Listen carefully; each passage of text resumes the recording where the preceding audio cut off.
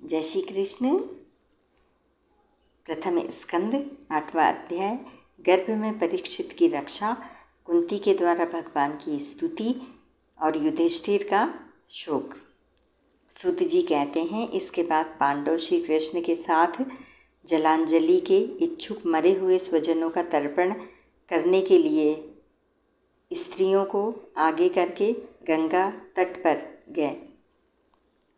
वहाँ उन सब ने मृत बंधुओं को जलदान दिया और उनके गुणों का स्मरण करके बहुत विलाप किया। तदंतर भगवान के चरण कमलों की धूलि से पवित्र गंगा जल में पुनः स्नान किया।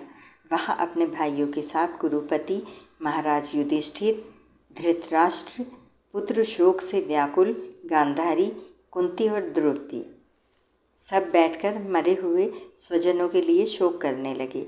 भगवान श्री कृष्ण ने धौम्यादि मुनियों के साथ उनके सांत्वना दी और समझाया कि संसार के सभी प्राणी काल के अधीन हैं, मौत से किसी को कोई बचा नहीं सकता। इस प्रकार भगवान श्री कृष्ण ने अजात शत्रु महाराज युधिष्ठिर को उनका वह राज्य जो धूर्तों ने छल से छीन लिया था वापस दिलाया तथा द्रौपदी के कोशों का स्पर्श करने से जिनकी आयु क्षीण हो गई थी उन दुष्ट राजाओं का वध कराया। साथ ही युधिष्ठिर के द्वारा उत्तम सामग्रियों से तथा पुरोहितों से 3 अश्वमेध यज्ञ कराए। इस प्रकार युधिष्ठिर के पवित्र यश को 100 यज्ञ करने वाले इंद्र के यश की तरह सब और फैला दिया। इसके बाद भगवान श्री कृष्ण ने वहाँ से जाने का विचार किया। उन्होंने इसके लिए पांडवों से विदा ली और व्यास आदि ब्राह्मणों का सत्कार किया। उन लोगों ने भी भगवान का बड़ा ही सम्मान किया। तदंतर सात्यकी और उद्धव के साथ द्वारका जाने के लिए वे रथ पर सवार हुए। उसी समय उन्होंने देखा कि उत्तरा भय से विहल होकर सामने दौड़ी चली आ रही है। उत्तरा ने कहा, देवादिदेव जगदीश्वर, आप महायोगी हैं, आप मेरी रक्षा कीजिए, रक्षा कीजिए। आपके अतिरिक्त इस लोक में मुझे अभय देने वाला और कोई नहीं है, क्योंकि यहाँ सभी परस्पर एक दूसरे की मृत्यु के निमित्त बन रहे हैं। प्रभु, आप सर्वशक्तिमान हैं। यह दहकते हुए लोहे का बाण मेरी ओर दौड़ा आ रहा है। स्वामीन, यह मुझे भले ही जला डाले परंतु मेरे गर्भ को नष्ट न करे, ऐसी कृपा कीजिए। सूत जी कहते हैं, भक्त वत्सल भगवान श्री कृष्ण उसकी बात सुनते ही जान गए कि अश्वत्थामा ने पांडवों के वंश को निर्बीज करने के लिए ब्रह्मास्त्र का प्रयोग किया है। शौनक जी, उसी समय पांडवों ने भी देखा कि जलते हुए 5 बाण हमारी ओर आ रहे हैं, इसीलिए उन्होंने भी अपने अपने अस्त्र उठा लिए।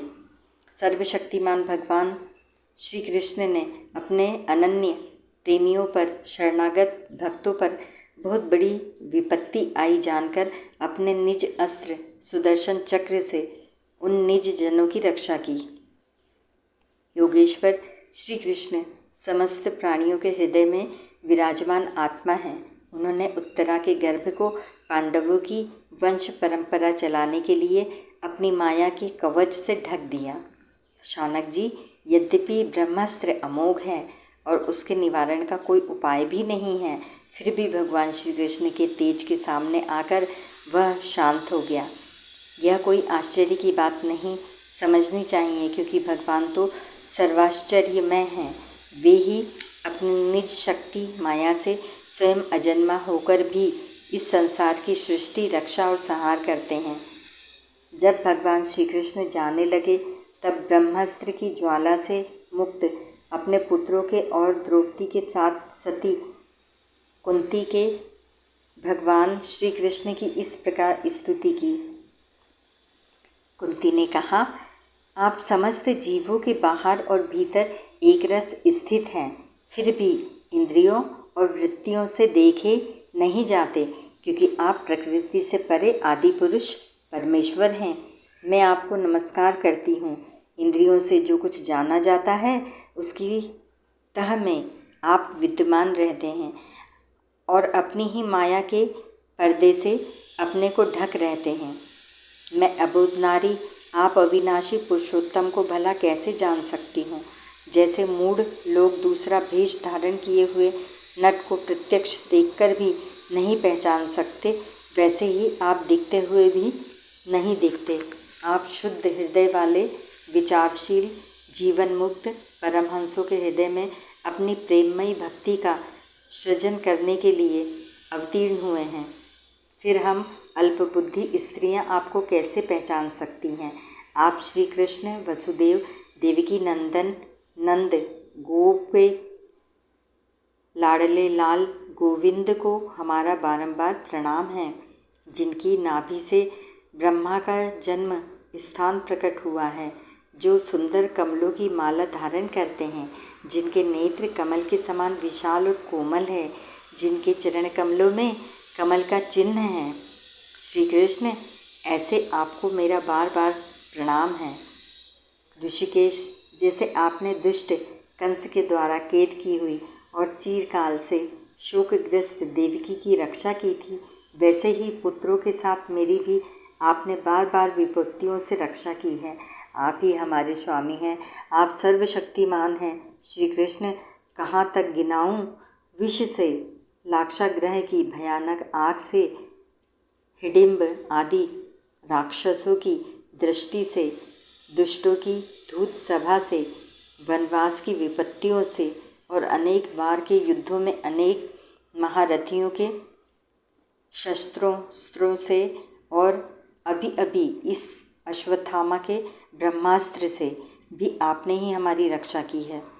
जगत गुरु, हमारे जीवन में सर्वदा पद पद पर विपत्तियां आती रहे, क्योंकि विपत्तियों में ही निश्चित रूप से आपके दर्शन हुआ करते हैं और आपके दर्शन हो जाने पर फिर जन्म मृत्यु के चक्कर में नहीं आना पड़ता।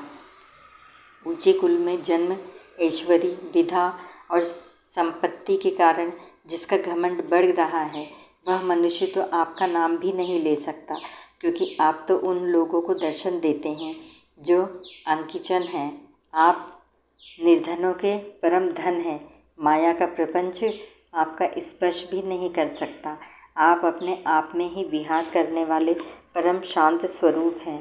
आप ही केवल्य मोक्ष के अधिपति हैं। आपको मैं बार बार नमस्कार करती हूँ।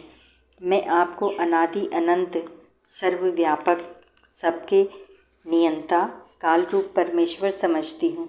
संसार के समस्त पदार्थ और प्राणी आपस में टकराकर विषमता के कारण परस्पर विरुद्ध हो रहे हैं, परंतु आप सब में समान रूप से विचर रहे हैं।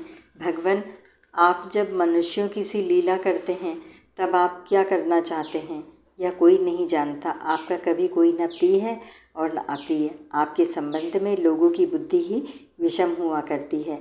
आप विश्व के आत्मा हैं, विश्व रूप हैं। आप जन्म लेते हैं और न कर्म ही करते हैं, फिर भी पशु पक्षी मनुष्य ऋषि जलचर आदि में आप जन्म लेते हैं और उन योनियों के अनुरूप दिव्य कर्म भी करते हैं। यह आपकी लीला ही तो है। जब बचपन में आपने दूध की मटकी फोड़कर यशोदा मैया को खिंचा दिया था और उन्होंने आपको बांधने के लिए हाथ में रस्सी ली थी, तब आपकी आंखों में आंसू छलक आए थे। काजल कपोलों पर बह चला था, नेत्र चंचल हो रहे थे और भय की भावना से आपने अपने मुख को नीचे की ओर झुका लिया था। आपकी उस दशा का लीला छवि का ध्यान करके मैं मोहित हो जाती हूँ। भला जिससे भय मानता है उसकी यह दशा। आपने अजन्मा होकर भी जन्म क्यों लिया है, इसका कारण बतलाते हुए कोई महापुरुष यूँ कहते हैं कि जैसे मलयाचल की कीर्ति का विस्तार करने के लिए उसमें चंदन प्रकट होता है, वैसे ही अपने प्रिय भक्त पुण्य श्लोक राजा यदु की कीर्ति का विस्तार करने के लिए ही आपने उनके वंश में अवतार ग्रहण किया है। दूसरे लोग यूँ कहते हैं कि वसुदेव और देवकी ने पूर्व जन्म में सुतपा और प्रश्नी के रूप में आपसे ही यही वरदान प्राप्त किया था, इसीलिए आप अजन्मा होते हुए भी जगत के कल्याण और दैत्यों के नाश के लिए उनके पुत्र बने हैं। कुछ और लोग यूँ कहते हैं कि यह पृथ्वी दैत्यों के अत्यंत भार से समुद्र में डूबते हुए जहाज की तरह डगमगा रही थी, पीड़ित हो रही थी। तब ब्रह्मा की प्रार्थना से उसका भार उतारने के लिए ही आप प्रकट हुए। कोई महापुरुष यूँ कहते हैं कि जो लोग इस संसार में अज्ञान, कामना और कर्मों के बंधन में जकड़े हुए पीड़ित हो रहे हैं, उन लोगों के लिए श्रवण और स्मरण करने योग्य लीला करने के लिए विचार से ही आपने अवतार ग्रहण किया है।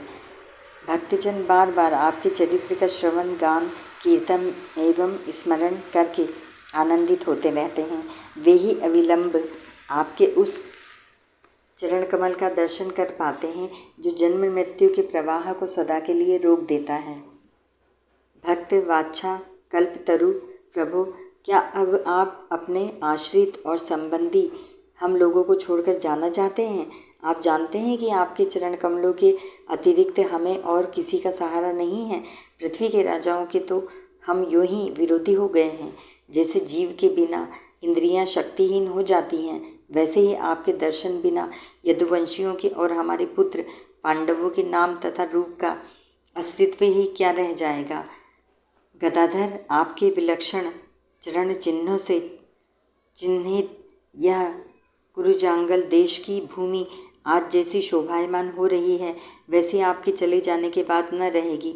आपकी दृष्टि के प्रभाव से ही यह देश पकी हुई फसल तथा लता वृक्षों से समृद्ध हो रहा है। ये वन, पर्वत, नदी और समुद्र भी आपकी दृष्टि से ही वृद्धि को प्राप्त हो रहे हैं। आप विश्व के स्वामी हैं, विश्व के आत्मा हैं और विश्वरूप हैं। यदुवंशियों और पांडवों में मेरी बड़ी ममता हो गई है। आप कृपा करके स्वजनों के साथ जोड़े हुए इस स्नेह की दृढ़ फांसी को काट दीजिए। श्री कृष्ण जैसे गंगा की अखंड धारा समुद्र में गिरती रहती है, वैसे ही मेरी बुद्धि किसी दूसरी ओर न जाकर आपसे ही निरंतर प्रेम करती रहे। श्री कृष्ण अर्जुन के प्यारे सखा यदुवंश शिरोमणे, आप पृथ्वी के भार रूप राजवेशधारी दैत्यों को जलाने के लिए अग्नि स्वरूप हैं।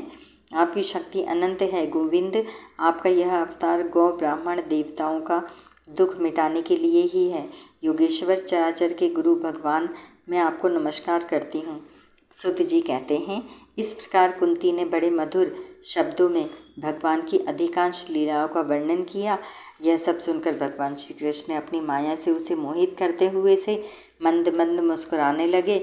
उन्होंने कुंती से कह दिया, अच्छा ठीक है, और रथ के स्थान से वे हस्तिनापुर लौट आए। वहाँ कुंती और सुभद्रा आदि देवियों से विदा लेकर जब वे जाने लगे, तब राजा युधिष्ठिर ने बड़े प्रेम से उन्हें रोक लिया। राजा युधिष्ठिर को अपने भाई बंधुओं के मारे जाने का बड़ा शोक हो रहा था। भगवान की लीला का मर्म जानने वाले व्यास आदि महर्षियों ने और स्वयं अद्भुत चरित्र करने वाले भगवान श्री कृष्ण ने भी अनेकों इतिहास कहकर उन्हें समझाने की बहुत चेष्टा की, परंतु उन्हें सांत्वना न मिली, उनका शोक न मिटा। शौनकादि ऋषियों, धर्मपुत्र राजा युधिष्ठिर को अपने स्वजनों के वध से बड़ी चिंता हुई। वे अविवेक युक्त चित्त से स्नेह और मोह के वश में होकर कहने लगे, भला मुझ दुरात्मा के हृदय में बदमूल हुए इस अज्ञान को तो देखो। मैंने सियार, कुत्तों के आहार इस अनात्मा शरीर के लिए अनेक अक्षोहिणी सेना का नाश कर डाला। मैंने बालक, ब्राह्मण, संबंधी, मित्र, चाचा, ताऊ, भाई, बंधु और गुरुजनों से द्रोह किया है। करोड़ों वर्षों में भी नरक से मेरा छुटकारा नहीं हो सकता। यद्यपि शास्त्र का वचन है कि राजा यदि प्रजा का पालन करने के लिए धर्म युद्ध में शत्रुओं को मारे तो उसे पाप नहीं लगता, फिर भी इससे मुझे संतोष नहीं होता। स्त्रियों के पति और भाई बंधुओं को मारने से उनका मेरे द्वारा यहाँ जो अपराध हुआ है, उसका मैं गृहस्थोचित यज्ञ यज्ञादिकों के द्वारा मार्जन करने में समर्थ नहीं हूँ। जैसे कीचड़ से गंदला जल स्वच्छ नहीं किया जा सकता, मदिरा से मदिरा की अपवित्रता नहीं मिटाई जा सकती, वैसे ही बहुत से हिंसा बहुल यज्ञों के द्वारा एक भी प्राणी की हत्या का प्रायश्चित नहीं किया जा सकता। हरि ओम तत्सत।